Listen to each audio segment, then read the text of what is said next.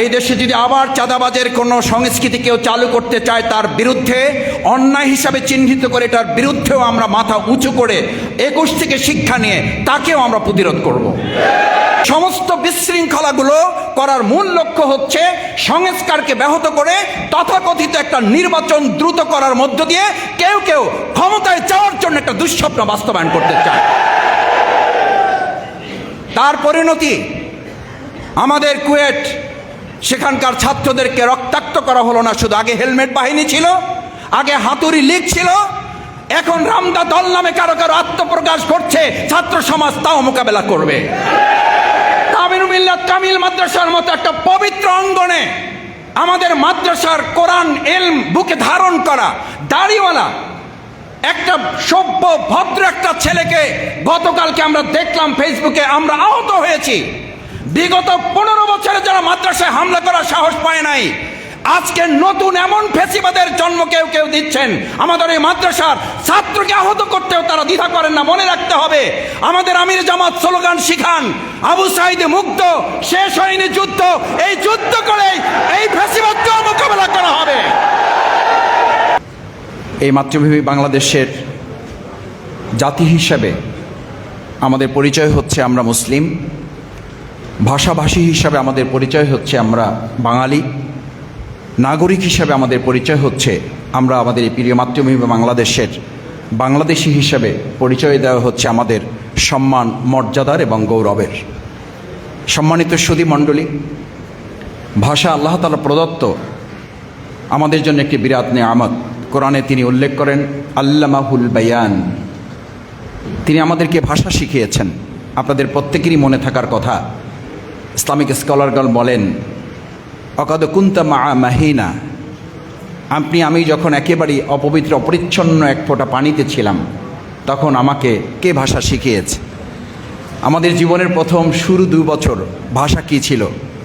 We are crying, আমরা তখন কাঁদতাম। 2 বছর ছিল কান্নাই আমাদের ভাষা। কান্নার মাধ্যমে আমরা বুঝাতাম আমার ক্ষুধা লেগেছে, কান্নার মাধ্যমে বুঝাতাম আমার কষ্ট হচ্ছে, কান্নার মাধ্যমে আমরা বুঝাতাম আমার এখন পিঠের নিচে হাত পড়ে গেছে, হাতটা একটু সরিয়ে দিতে হবে। এই কান্না থেকে যে আল্লাহ সুবহানাহু ওয়া তাআলা আমাদেরকে আল্লামাহুল বায়ান আর রহমান তিনি পরিচয় দিচ্ছেন। সুতরাং এটি বান্দার জন্য, মানুষের জন্য আল্লাহর পক্ষ থেকে অনেক নিয়ামতের মধ্যে একটি বড় নিয়ামত। সেই নিয়ামত যারা কেড়ে নিয়েছিল, আর কেড়ে নেওয়ার প্রতিবাদে যারা রাজপথে দাঁড়িয়ে বুকে গুলি ধারণ করেছিল, তারা মূল কথা কি বলেছিলেন? এটি অন্যায়, অন্যায়ের কাছে মাথা নত করব না। তার মানে 21 হচ্ছে অন্যায়ের কাছে মাথা নত না করা। 21 যদি অন্যায়ের কাছে মাথা নত না করা হয়, তাহলে 2024 সালের জুলাই আগস্টের গণ অভ্যুত্থানের পর আমার দেশে যদি আবার দখলদারি হয়, তাহলে এটি কি অন্যায় না? অন্যায় না?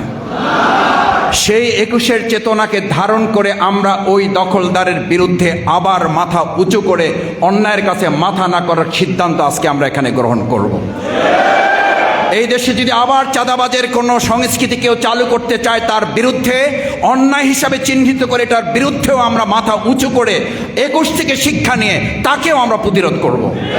আমরা খুব দুর্ভাগ্যজনকভাবে লক্ষ্য করছি, শিক্ষা প্রতিষ্ঠানগুলোকে পরিকল্পিতভাবে অস্থিতিশীল করে কোনো ক্ষেত্রে এই সরকারকে দ্রুত সময়ে ব্যর্থ করে, সংস্কারকে ব্যাহত করে তথাকথিত যে কোনো উপায়ে একটা নির্বাচন আদায় করার লক্ষ্যে জনগণ এখন বলছে।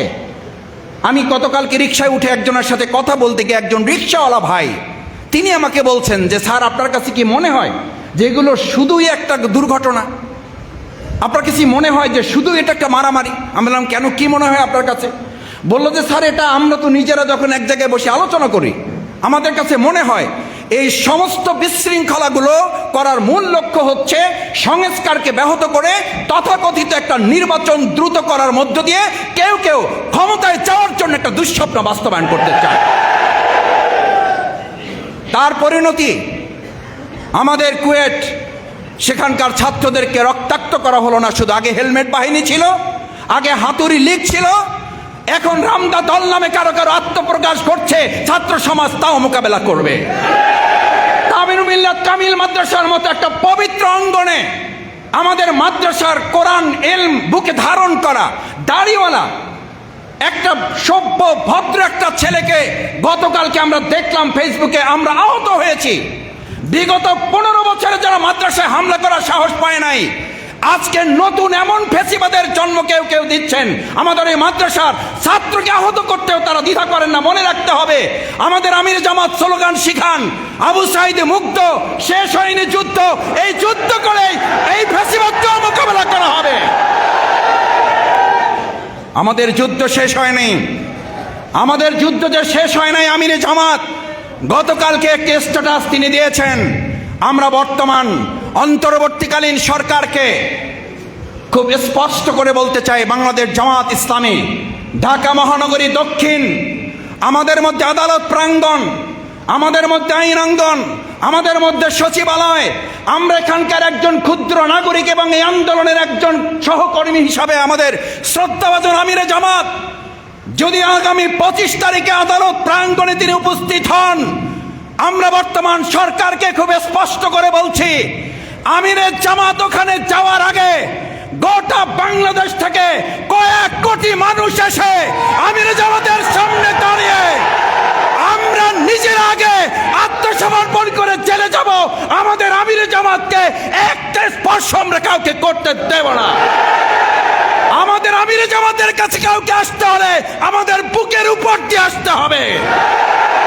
তাই পরিস্থিতি অস্বাভাবিক করার আগে এটিএম আজহারুল ইসলামকে মুক্তির ব্যবস্থা করুন, না হলে যে কোনো পরিস্থিতির জন্য আমরা যে অন্তর্বর্তীকালীন সরকারকে সফল করার জন্য তাদের ব্যর্থতারও যেমন সমালোচনা করি, তাদের ভালো দিকগুলো নিয়ে আমরা আলোচনা করি, কিন্তু দুর্ভাগ্য এই অন্তর্বর্তীকালীন সরকারে আপনারা আসার পর আপনারা মামলা থেকে মুক্তি নিলেন, অথচ আমাদের মামলা থেকে আমরা মুক্তি পাচ্ছি না কেন? আমাদের এটিএম আজহারুল ইসলাম বিপ্লবের সেনানায়ক, বিপ্লবের পর বিপ্লবীরা জেলখানায় থেকে পৃথিবীর ইতিহাসে কোথাও নাই। এটা বিপ্লবের সাথে বিশ্বাসঘাতকতা, এটা ওই বিপ্লবীদের প্রতি বিশ্বাসঘাতকতা। বিশ্বাসঘাতকতা করে কোনো সরকার সফল হতে পারে না। আসুন, 21 মানে মাথা নত না করা, 21 মানে অন্যায়ের কাছে আত্মসমর্পণ না করা। বাংলাদেশ জামাত ইসলামী আত্মসমর্পণ না করে, মাথা নত না করে, আমরা যেমন ফাঁসির মঞ্চে হাসি মুখে গিয়েছি, আগামী দিনে এই বাংলাদেশকে দুর্নীতিমুক্ত, ফ্যাসিবাদ মুক্ত, আওয়ামী লীগের বিচার করে, ন্যূনতম সংস্কার করে, তারপরে নির্বাচনের জন্য বাংলাদেশ জামাত ইসলামী ঢাকা মহানগরী দক্ষিণের পক্ষ থেকে আমিরে জামাতের যখন যা নির্দেশ আসবে সেই নির্দেশ পালনে জীবন বাজি রেখে আপনারা কি রাজি আছেন? আসুন, আমাদের 21-এর সেই চেতনা, আমাদের ভাষা দিবসের সেই চেতনাকে ধারণ করে আমরা আমাদের এই প্রিয় মাতৃভূমি বাংলাদেশকে গড়ে তুলব। সেই হোক আজকের প্রত্যয়।